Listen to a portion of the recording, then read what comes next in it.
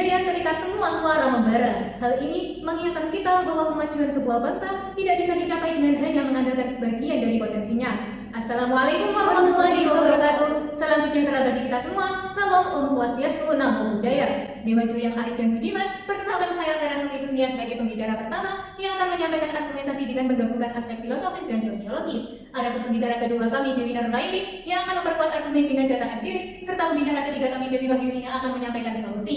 Dengan tegas lugas, kami menyatakan dukungan terhadap mosi peningkatan kesetaraan gender adalah kunci untuk mendorong pertumbuhan ekonomi yang berkelanjutan. Dewan Juri yang terhormat, mari kita mulai dengan sebuah realita ketika setengah dari populasi dunia tidak dapat berpartisipasi penuh dalam ekonomi. Bukankah itu sama dengan mengemudikan mobil dengan hanya setengah mesin yang berfungsi?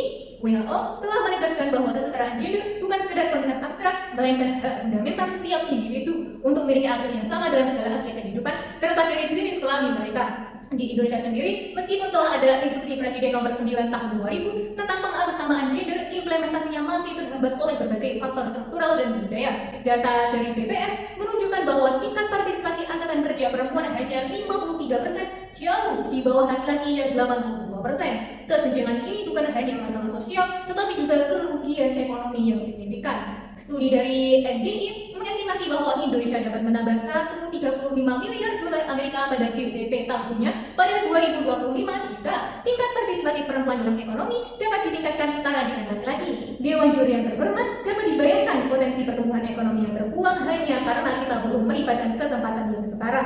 Oleh karena itu, kami mendukung mosi ini dengan 3 argumentasi utama. Yang pertama, kesetaraan gender adalah katalis pertumbuhan ekonomi melalui peningkatan produktivitas dan inovasi. Yang kedua, investasi dalam kesetaraan gender memberikan dampak multiplier efektif pada ekonomi. Dan yang ketiga, kesetaraan gender adalah persyaratan untuk pembangunan ekonomi yang berkelanjutan. Yang saya hormati, melanjutkan argumentasi pembicara pertama, izinkan saya memperkuat posisi dengan data-data empiris yang menunjukkan hubungan langsung antara kesetaraan gender dan pertumbuhan ekonomi. Pertama, penelitian Bank Dunia tahun 2023 menunjukkan bahwa negara-negara dengan tingkat kesetaraan gender yang tinggi memiliki pertumbuhan GDP per kapita rata-rata 1,2% lebih tinggi dibandingkan dengan negara-negara kesenjangan gender yang besar. Kedua, studi dari International Monetary Fund mengungkapkan bahwa peningkatan partisipasi perempuan dalam angkatan kerja sebesar 25% dapat meningkatkan GDP hingga 9% di negara berkembang. Ketiga, World Economic Forum menunjukkan bahwa negara-negara dengan skor gender gap index tertinggi seperti Irlandia dengan angka sebesar 0,908 dan Norwegia sebesar 0,904 juga memiliki GDP per kapita tertinggi di dunia, masing-masing 67 dolar Amerika dan 89 dolar Amerika. Indonesia sendiri, penelitian dari Kore Indonesia menunjukkan bahwa setiap kenaikan 1% dalam tingkat partisipasi angkatan kerja atau TPAK, perempuan berpotensi meningkatkan PDB sebesar 0,3%. Ini berarti jika kita bisa meningkatkan TPAK perempuan setara dengan laki-laki, potensi pertumbuhan PDB kita bisa mencapai 8,7%. Lebih spesifik lagi, sektor UMKM yang dikelola perempuan menyumbang 60% dari total UMKM Indonesia dengan kontribusi terhadap PDB sebesar 9,1%. Namun, masih terdapat kendala akses terhadap pembiayaan dan teknologi yang membatasi potensi pertumbuhan mereka. Dewan Juri yang terhormat, dengan segala kerendahan hati di hadapan Dewan Juri yang berwawasan luas, sejatinya penting untuk dipahami bahwa persetujuan kami terhadap mosi perdebatan kali ini berdasarkan fakta dan juga data yang telah disampaikan dengan baik oleh pembicara kami sebelumnya. The motion is solution. Mosi adalah solusi Dewan Juri. Seperti yang telah dipaparkan pembicara kedua, UMKM yang dikelola perempuan telah menyumbang 60% dari total UMKM di Indonesia dengan kontribusi 9,1% terhadap PDB nasional. Namun Dewan Juri, potensi luar biasa ini masih terhambat oleh 2 kendala utama, yaitu keterbatasan akses pembiayaan dan kesenjangan teknologi.